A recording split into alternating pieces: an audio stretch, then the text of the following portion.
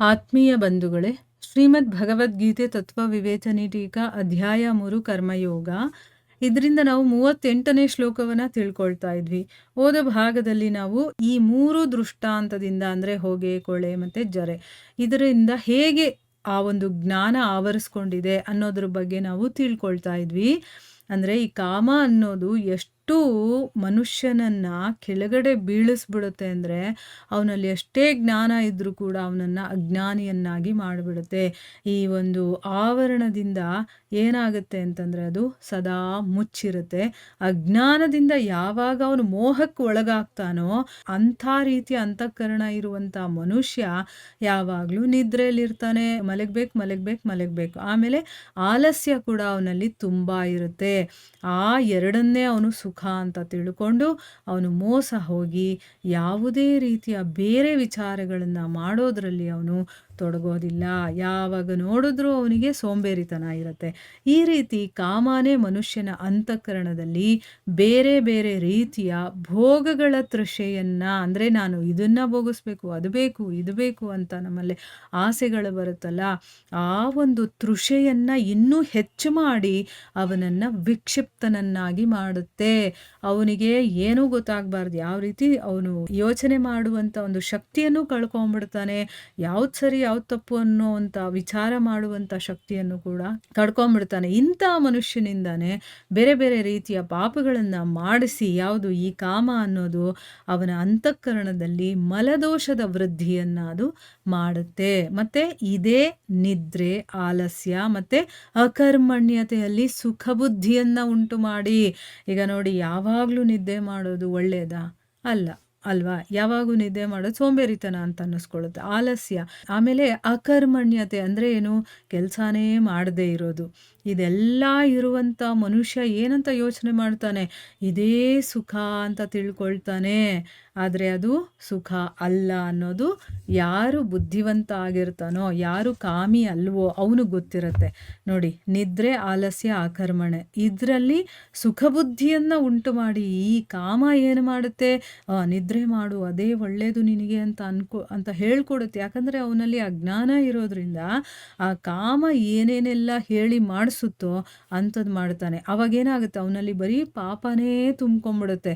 ಆ ಪಾಪ ಅನ್ನೋದು ಏನು ಮಾಡುತ್ತೆ ಅಂತಂದರೆ, ಇಂಥದ್ರಲ್ಲಿ ಸುಖ ಇದೆ ಅಂತ ಅದು ತಿಳ್ಕೊಂಡು ಅಂಥ ಕೆಲಸಗಳನ್ನೇ ಮಾಡಿ ಮಾಡಿ ಮಾಡಿ ಅವನನ್ನು ವಿವೇಕ ಶೂನ್ಯನನ್ನಾಗಿ ಮಾಡುತ್ತೆ. ಅಂದರೆ ಏನು? ಸರ್ವಥಾ ಯಾವಾಗಲೂ ಅವನಿಗೆ ವಿವೇಕ ಅನ್ನೋದೇ ಬರೋದಿಲ್ಲ. ಅವನಿಗೆ ಯಾವುದು ಒಳ್ಳೆಯದು, ಸರಿ, ಕೆಟ್ಟದ್ದು ಏನೂ ಗೊತ್ತಾಗೋದಿಲ್ಲ. ಅಷ್ಟು ಯೋಚನೆ ಮಾಡುವಂಥ ಶಕ್ತಿಯನ್ನೇ ಅವನು ಕಳ್ಕೊಂಡ್ಬಿಡ್ತಾನೆ. ಅದಕ್ಕೋಸ್ಕರನೇ ಇಲ್ಲಿ ಇದನ್ನು 3 ಪ್ರಕಾರದಿಂದ ಜ್ಞಾನವನ್ನು ಆಚ್ಛಾದನೆ ಮಾಡುತ್ತೆ ಅಂತ ಹೇಳಿದ್ದಾರೆ.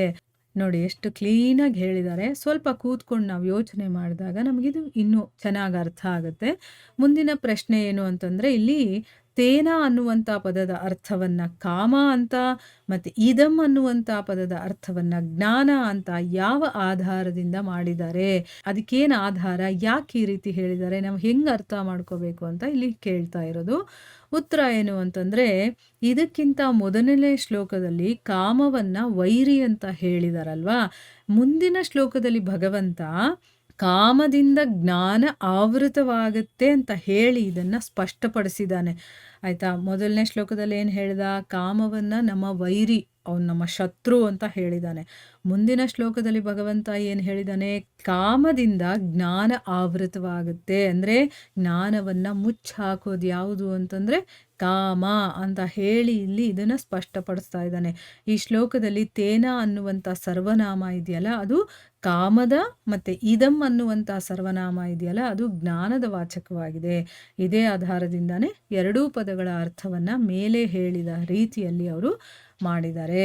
ಈಗ ನಮ್ಗೆ ಅರ್ಥ ಆಗಿದೆ ಅಲ್ವಾ? ಅಂದರೆ ಕಾಮ ಅನ್ನೋದು ಎಷ್ಟು ಡೇಂಜರಸ್ ಅಂತಂದರೆ, ನಮ್ಮಲ್ಲಿರುವಂತಹ ಒಳ್ಳೆಯತನವನ್ನು ಅದು ಕಂಪ್ಲೀಟಾಗಿ ಮುಚ್ಚಿಬಿಟ್ಟು ನಮ್ಮಿಂದ ಪಾಪಗಳನ್ನು ಮಾಡಿಸುತ್ತೆ.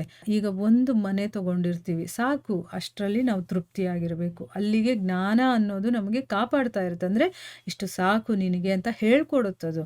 ಅದೇ ನಮ್ಮಲ್ಲಿ ಆಸೆ ಬಂತು, ಇನ್ನೂ ಬೇಕು ಅನ್ನೋದು ಬಂತು ಅಂತಂದರೆ ಅಲ್ಲಿಗೆ ನಾವು ಸರ್ವನಾಶ ಆದ ಹಾಗೆ. ನಮಗೇನಾಗುತ್ತೆ?